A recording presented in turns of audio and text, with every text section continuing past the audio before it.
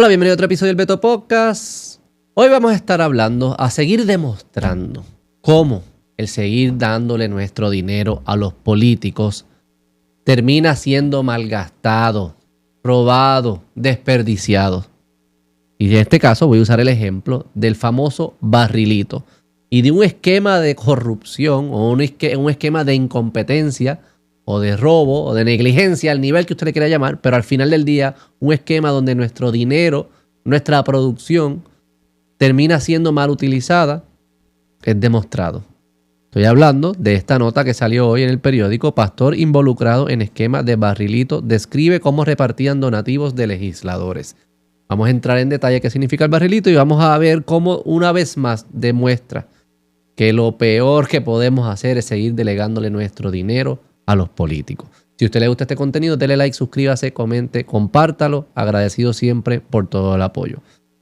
Hoy en el periódico Metro sale esta nota sobre una noticia que se lleva discutiendo ya hace unas semanas sobre un pastor que está involucrado en un esquema de barrilito donde se supone que se utilizara el dinero para una obra que nunca se hizo.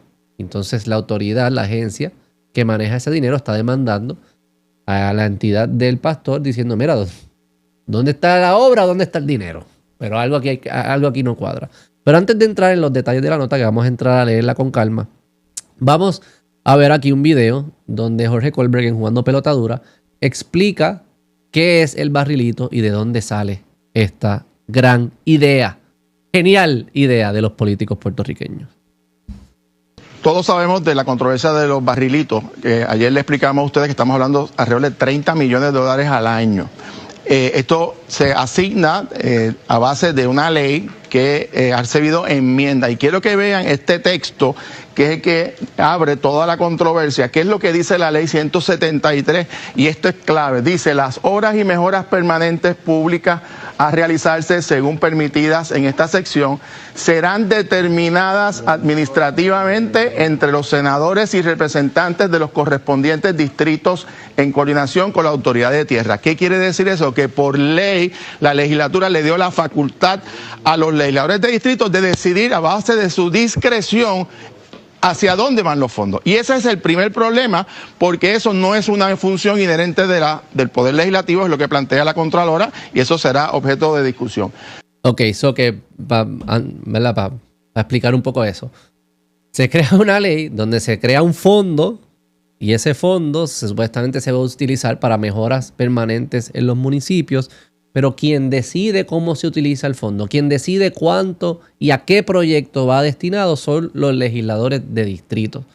No mediante una legislación, no es que el cuerpo legislativo decide va a ir esta cantidad de dinero a este proyecto. No, es que cada legislador individual, el de San Juan, en San Juan, en Guaynabo, el de Mayagüez, en Mayagüez, va a decidir qué proyecto es el que se va a financiar y va a hacer la gestión completa de cómo se lleva a cabo el proyecto. Obviamente eso no es responsabilidad de un legislador. El legislador está para hacer leyes. No está para administrar programas, ni inversiones específicas, ni escoger cuál es el contratista que va a llevar a cabo una obra. So que esa es la primera gran bandera que levanta aquí Jorge Colbert. Pero miren la cronología de eventos, que es lo que les va a demostrar a ustedes y que levanta los cuestionamientos de cómo surge todo esto. Vamos a remontarnos al año 2020, cuando empieza esto. El 3 de noviembre fueron las elecciones. El PNP gana la gobernación, Pedro Pierluisi, y el Partido Popular gana la Asamblea Legislativa, pero no entran a este enero. ¿Qué hace el Partido Nuevo Progresista? El 14 de diciembre, es decir, un mes después de las elecciones, el representante Antonio Soto, él solo, único autor, presenta el proyecto de la Cámara 2619 que establece la distribución de los fondos de barrilito, lo que ustedes acaban de leer, que le da la discreción a los legisladores. Ese proyecto va el día 17, 3 días después, baja a primera lectura. La Comisión de Hacienda emite un informe positivo. Adivinen quién era el presidente de la Comisión de Hacienda, el mismo autor, Antonio Soto.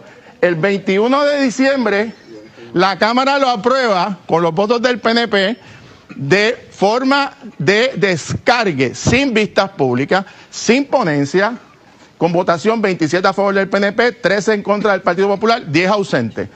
Pasa al Senado 23 de diciembre, esto es después de las elecciones y antes de que entrara el nuevo gobierno. El Senado lo recibe, el 26 de diciembre el Senado aparece en primera lectura, lo baja a aprobación el Senado el mismo 26 de diciembre, y el 30 de diciembre, 3 días antes de Wanda Vázquez salir de la gobernación, lo convierte en ley. ¿Cuál ha sido el problema? Indudablemente esto levanta cuestionamientos cuando se hace, pero también tengo que decir, Ferdinand, que si bien el PNP aprobó esto, el Partido Popular tuvo 4 años para enmendarlo y no lo hizo. Por eso algunos populares y PNP se preguntan por qué los electores votan ahora por candidaturas y votos mixtos y por qué están molestos con los partidos principales. Este es un gran ejemplo de lo que está ocurriendo entre electores. Ok, ahí lo tienen. Que fue un proceso legislativo apresurado, liderado por el PNP, en el cual el PNP había perdido las elecciones, ¿no? Que ellos apresuraron algo para darle poder a los legisladores de distrito para controlar este fondo, pero los que venían después de ellos eran los populares. Que aquí parece haber un esquema entre todos, ¿verdad? Y no un esquema, es una forma de los legisladores entender, tener más poder ellos. Y yo creo que es un fondo para comprar votos. El barrilito este es un fondo para comprar votos. Y todo el mundo se está enfocando si el PNP o los populares. La gran pregunta aquí es ¿por qué existe este fondo? No debería existir. Eso es lo que deberíamos estar atendiendo. No tiene ningún sentido de que esto se financia a través de nuestros pagos del IBU. O sea, que nosotros estamos comprando un producto. Cada vez que tú me estás escuchando en el carro, qué sé yo, y vas a comprar un producto ya mismo, o vas a ir a cenar, o te vas a comprar una t-shirt, o lo que fuese, o vas para el cine.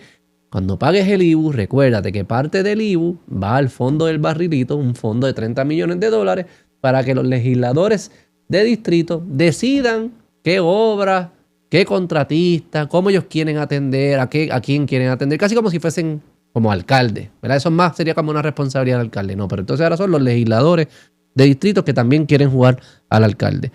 Entonces vamos a leer la nota para que entiendan lo jugoso del esquema. ¿Okay? Voy a ir leyendo poco a poco y vamos reaccionando. Desde el 2022, cuando primero se supo de su involucración con los donativos legislativos controvertibles canalizados a través del Fondo de Mejoras Municipales, ese es el fondo de los 30 millones, en la Autoridad de Tierra. La Autoridad de Tierra es quien maneja el fondo. No creo que hagan mucho más que reside allí, porque por lo visto ellos son los que desembolsan el dinero, pero más allá no hay unos procesos, ni unos estándares, ni nada. Es como que, pues, tú me dices, yo te pago, básicamente.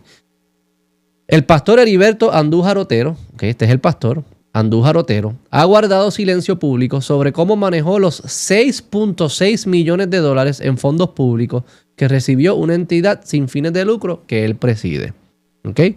Las deposiciones ocurrieron en el marco de la demanda de cobro de dinero que la Autoridad de Tierra sometió al Centro Comunitario de Servicios a la Familia. Esa es la entidad del pastor, vamos a llamarle centro comunitario.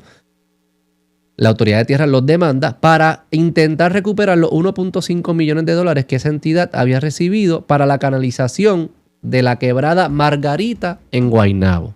¿Ok? Lo que le pagaron para que canalizara una quebrada en Margarita en Guaynabo, se la pagaron al centro comunitario, que es dirigida por un pastor. Obviamente, si tú quieres canalizar una quebrada, pues tú llamas, obviamente, a un pastor, no sé, que va a rezarle a papá Dios que canalice la quebrada, pero nada, así, este es el esquema. ¿Okay? El trabajo no se hizo y en la deposición el pastor dijo que el dinero lo tenían en la cuenta de banco, pero los estados de esa cuenta reflejan que está casi vacía, por lo que la Autoridad de Tierra está pidiendo al tribunal que lo refiera al Departamento de Justicia para investigación por perjurio. El pastor todavía no es parte de la investigación criminal que la oficina del panel de fiscal especial, el FEI, mantiene sobre el fondo. Que hay una investigación que se está haciendo sobre el fondo, que todavía el pastor no es parte de esa investigación.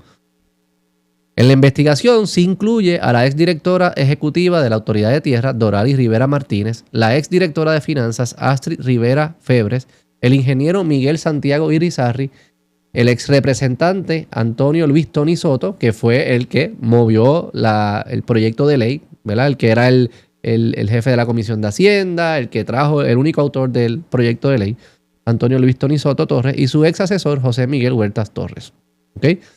Según explicó Andújar Otero, el pastor, en el caso del centro comunitario, nunca pidió a la autoridad de tierra que le dieran asignaciones. O sea, que esto era dinero que aparecía. Él rezaba y aparecía dinero en su cuenta, porque él nunca le pidió a la autoridad de tierra que le diera dinero. Y él nunca como que se los devolvió, no aparecía. Sino que era la misma agencia que los contactaba, la autoridad de tierra llamaba al pastor y le decía que iban a recibir un dinero. Mira, te voy a enviar chavo, por ahí va, tranquilo, que va a llegar, no lo devuelva. Les decían para qué era el dinero y los dejaban para que buscaran ellos mismos los contratistas, o le decían específicamente a quién podían contratar para cumplir el deseo del legislador. Luego de hacer la subcontratación, el pastor recibía del contratista una factura con fotos del trabajo realizado o los artículos comprados, y sin cotejar que eso fuera real, el centro comunitario le hacía un informe a la autoridad de tierra con el que la agencia emitía un cheque.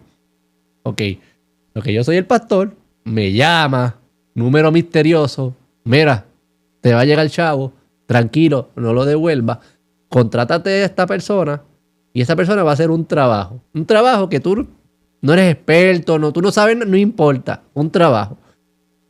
La persona que va a hacer el trabajo te va a enviar una foto y cuando tú estés contento con la foto y tú no sabes nada sobre cómo evaluar la foto, pero no usemos la lógica en todo esto. Tú vas entonces a emitirme un reporte a mi autoridad de tierra, yo te voy a dar un cheque y tú se lo vas a dar a la persona que hizo el trabajo. ¿Okay? Es decir, el centro comunitario actuó como un mero conducto para desembolsar fondos públicos en obras que nadie verificaba, ya sea con los contratistas que ellos conseguían sin hacer subastas ni otros procesos de evaluación, o con contratistas que la misma autoridad de tierra les sugería, como si ya todo estuviese cuadrado y solo faltaba alguien que fuera el frente de la transacción. A cambio de esto, el centro comunitario retenía un % del donativo legislativo por conceptos de gastos administrativos. El pastor lideraba un centro comunitario que era un mero intermediario. Un mero intermediario y cobraba, quizás él no lo cobraba porque él no lo pedía, pero pues se le quedaba en la cuenta, como que seguía apareciendo en la cuenta, un fee, un cargo por transacción, o un cargo administrativo, un cargo por ser el intermediario. ¿Ok? Ustedes breguen, pasa por aquí y yo te cobro un peaje, el famoso peaje. O sea que esto es dinero tuyo y mío, y lo pagamos en el IBU, que después del IBU termina en el barrilito, en el barril compra votos de 30 millones, que lo maneja la autoridad de tierra. Ese dinero entonces ya está cambiando manos. Ve cómo nuestro dinero va y cambiando manos. Y ya, ¿quién toma la decisión de ese dinero? Pues el legislador, a través de la autoridad de tierra, utilizando una entidad conducto que es el centro comunitario, para que termine en las manos de un contratista para hacer una obra que nunca se hizo. Nuestro dinero. Obviamente, mientras más se aleja, ¿verdad? Mientras más se aleja de quien produjo el dinero, nosotros, a través de nuestro trabajo y nuestro esfuerzo, los que nos los ganamos trabajando, ¿verdad? Ese dinero se aleja de quien se fajó, de quien lo trabajó, y termina en manos que aparece del cielo, parece que el dinero aparece del cielo.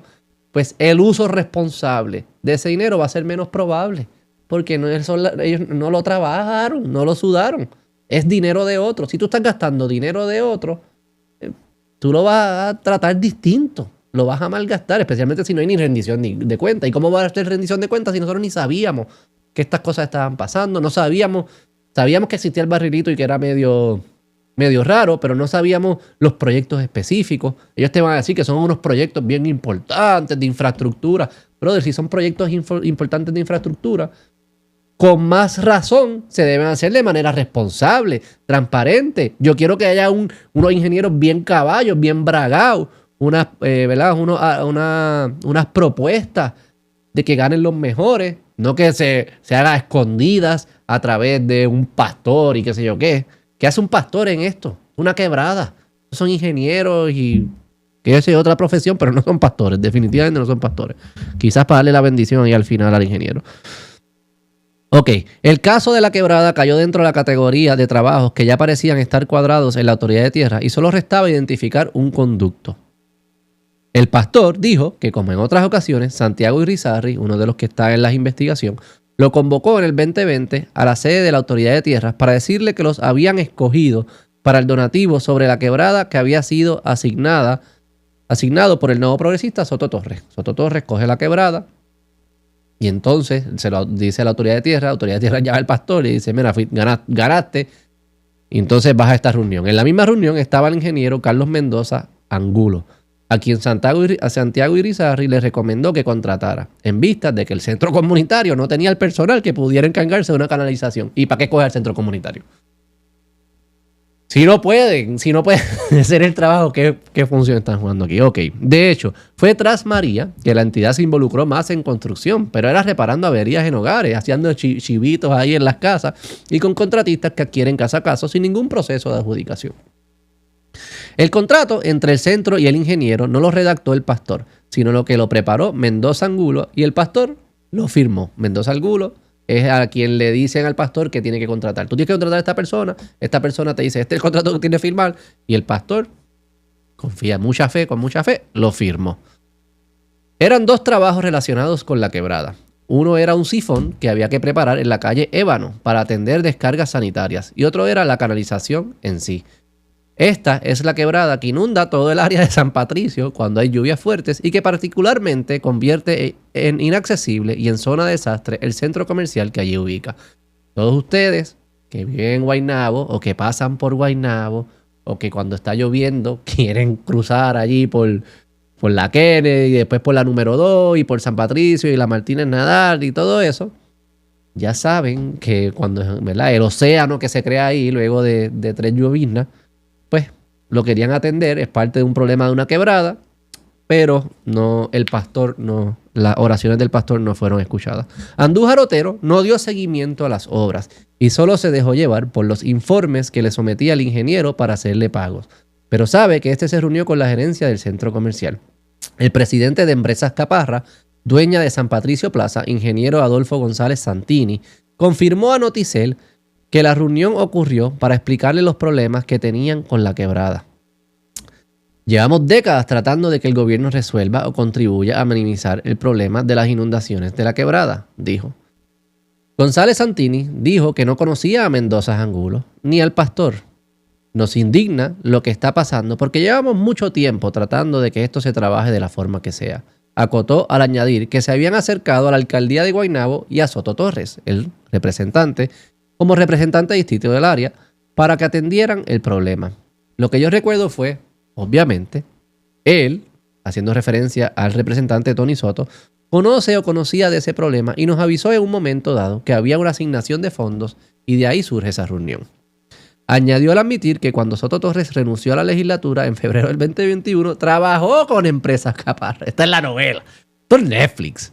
Trabajó con Empresas Caparra por un tiempo como consultor para fondos federales. La canalización de la quebrada es uno de los trabajos que el municipio de Guaynabo tiene aprobados para realizar con fondos federales de mitigación. O sea que también aquí hay fondos federales envueltos. Y después nos quejamos cuando viene la motosierra ya de Elon Musk y Donald Trump.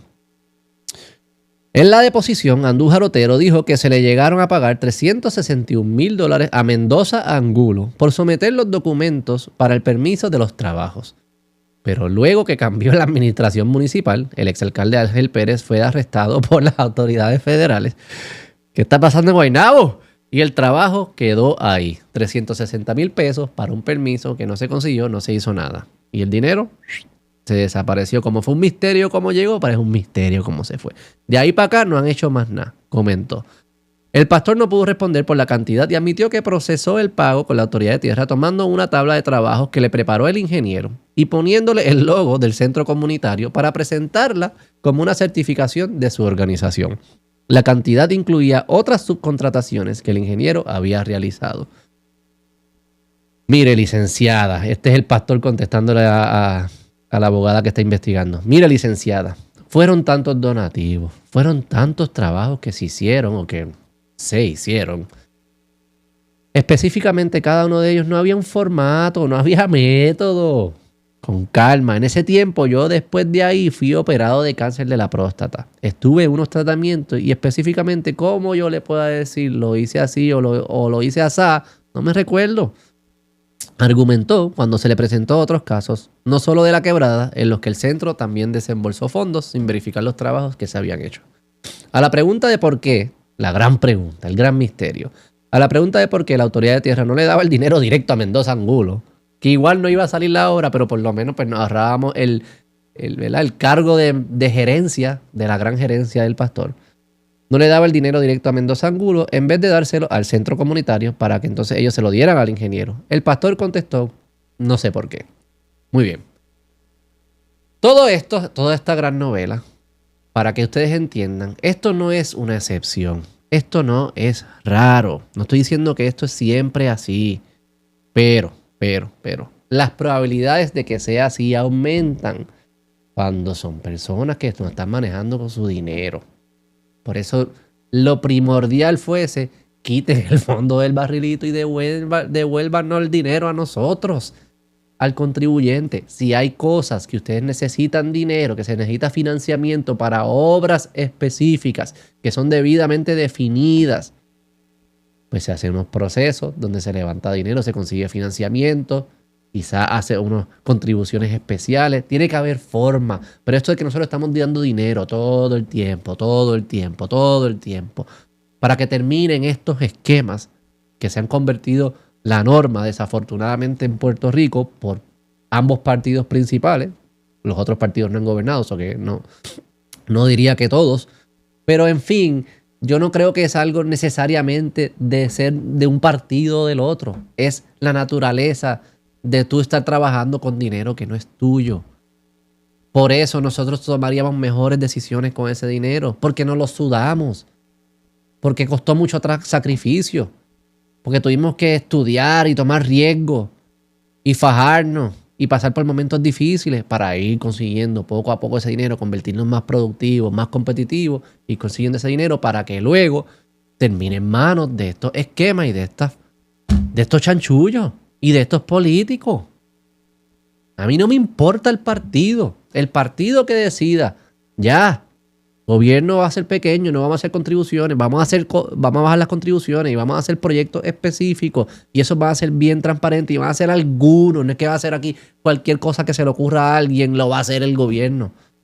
Va a ser algunos, van a ser transparentes, van a ser claros, va a haber una forma clara para que el ciudadano mida la efectividad de ese proyecto, el retorno a la inversión de ese proyecto. Ahí financiamos, no tengo ningún problema.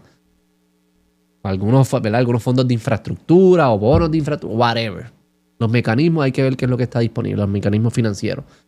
Pero el principio de que nosotros estemos dándole dinero, además a legisladores de distrito, legisladores que esta no es su función, que están diciendo que están haciendo obras importantes, que no están pasando por un proceso de escrutinio, de pensamiento, donde están utilizando nuestro dinero para estas cosas que luego no terminan ni siquiera en la quebrada. ¿Qué estamos hablando?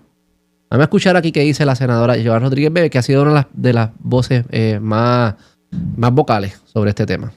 Vuelvo a insistir y seguiré insistiendo que el tema del barrilito legislativo, o sea, esa estructura debe ser eliminada y que por lo tanto no debe ese dinero que se recobra del pago del IVU, que usted lo paga, eso es dinero suyo, es dinero que usted, cada que usted le cobra el IVU, usted paga. Ese dinero no debe estar en manos de los legisladores de distrito. Y habrá quien plantee, mire senadora, pero ese dinero, parte de ese dinero se utiliza para obras buenas. Yo no estoy cuestionando que parte de ese dinero, en efecto, la mayoría de los legisladores lo utilicen. Pero es que si son obras buenas tiene que ser transparente porque todo está escondido. ¿Y porque es una persona que decide lo que es una obra buena? O sea, esa no es la forma. Si lo vamos a hacer a través del gobierno, tiene que ser mucho más transparente, tiene que ser más específico, bien definido, bien contratado. La gente tiene que saber lo que está pasando. Y tiene que ser par de obras, no todo, no cualquier porquería. Y si va a ser una persona que decide, pues tiene que ser el sector privado. Pues sí, yo decido en mi propiedad privada, pues decido yo. Está bien, perfecto. Yo voy a hacer esta infraestructura aquí, yo voy a hacer estas mejoras acá. Si yo soy el del mall y me está afectando, pues yo voy a hacer estas murallas, whatever. Eso es con tu dinero. Pero si es algo que es para el público, que es de todos, que es de gobierno, que es de infraestructura, y es importante, ¿por qué pasamos las cosas importantes por los caminos más shady, más sketchy, más oscuros? No, si es importante, pues porque no hay nada que esconder. Si es importante y se va a hacer bien, pues no hay nada que esconder, pues vamos a hacerlo bien. Que todo el mundo se entere. No este fondo ahí como que pasa medio desapercibido en la autoridad de tierra. Nadie ni sabe que existe una autoridad de tierra. De buena voluntad, lo utilicen para ayudar a personas que lo necesitan. Lo que pasa es que en nuestro país los recursos no son ilimitados y parte de nuestro ejercicio de responsabilidad fiscal incluye establecer prioridades y por lo tanto, sin cuestionar las motivaciones de mis compañeros legisladores, la mayoría de ellos, pudiese concluir, sin cuestionar eso. La realidad es que necesitamos establecer prioridades ante unos recursos que son limitados. Y sabemos, porque ya es una discusión ampliamente, de la que se ha hablado ampliamente en el país, que la Policía de Puerto Rico tiene unas necesidades muy puntuales en el tema de retiro, en el tema de salarios, en el tema de la compra de equipos técnicos, entre otros. Ok, ahí la senadora está hablando de eso de los policías porque ella tuvo un proyecto de ley que perdió y ahora acaba de someter otro, que es terminar con el fondo del barrilito y destinar esos recursos para invertirlo en la policía. Salarios, equipos técnicos. Me parece bien. Yo prefiero invertir en la policía. Necesitamos que la policía tenga las herramientas necesarias, que estén bien compensados para atender los temas de seguridad en Puerto Rico. Seguridad siendo, para mí, la prioridad número 1 de un gobierno. Pero habiendo dicho eso, senadora, también hay que añadirle, hay que bajar las contribuciones. No puede ser siempre como que sí, lo vamos a poner aquí, lo vamos a poner para allá, lo vamos a poner allá y nosotros seguimos pagando y pagando y pagando.